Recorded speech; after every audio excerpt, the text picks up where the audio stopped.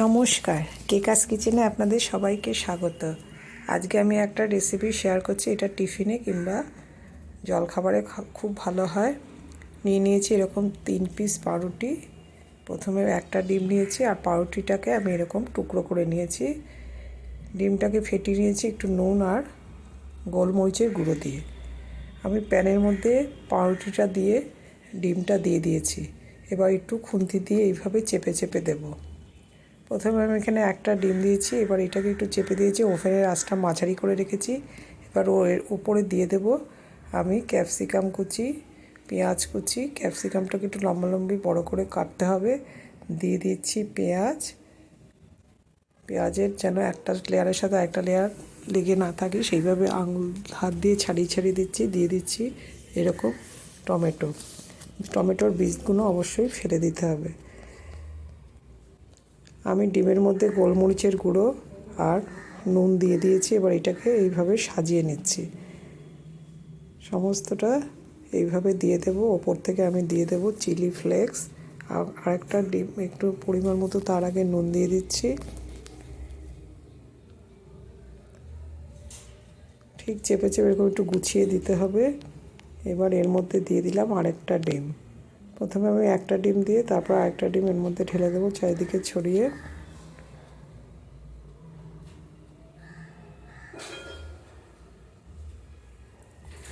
ওভেনের আঁচটা আমি সিমে করে রেখেছি। এখনও ওভেনের আঁচটা বাড়ানো যাবে না। চারিদিকে ডিমটা ছড়িয়ে দিয়ে দিতে হবে।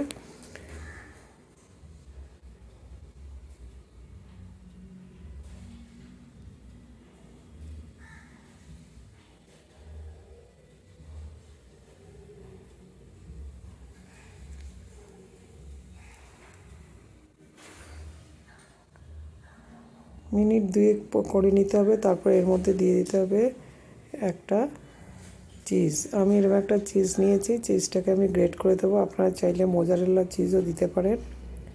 চিজটাকে গ্রেট করে এমনভাবে দিতে হবে। তার আগে দিয়ে দিলাম একটু গ্রেটেড আদাটা কিন্তু অবশ্যই দিতে হবে। দিয়ে দিলাম আরও কুচনো কিছুটা পেঁয়াজ। এবার গ্রেটেড চিজ চারিদিকে এমনভাবে দিতে হবে যেন সব জায়গায় সমানভাবে পড়ে।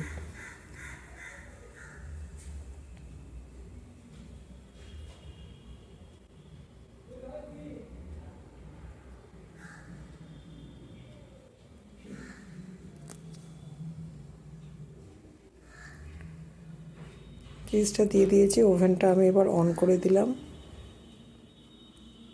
ওভেনটা আমি বাড়িয়ে দিলাম, আগে ছিল সিমে। ওপর থেকে কাঁচা লঙ্কা কুচনো দিয়ে দেবো আমার স্বাদ মতো। এবার একটু ঢেকে আমি 15 মিনিট বাদে ফিরে আসছি।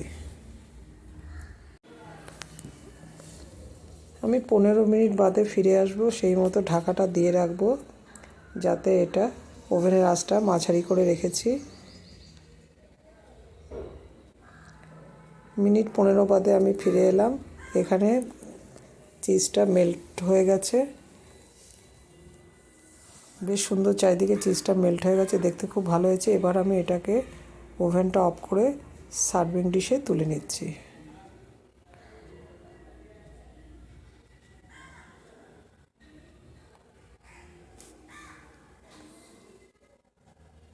আমি এটা সার্ভিং ডিশে তুলে নিলাম। আমার পাউরুটির পিজাটা তৈরি হয়ে গেছে। এবার এটাকে আমি ওপর থেকে একটু অরিগ্যানো আর চিলি ফ্লেক্স ছড়িয়ে দেবো। সেটা অবশ্যই আপনাদের ইচ্ছে, কারণ অরিগ্যানো দিলে একটু ভালো স্মেল হয়। তারপরে আমি এটাকে কেটে নিচ্ছি একটা নাইফ দিয়ে। আশা করি রেসিপিটা আপনাদের ভালো লেগেছে। নমস্কার।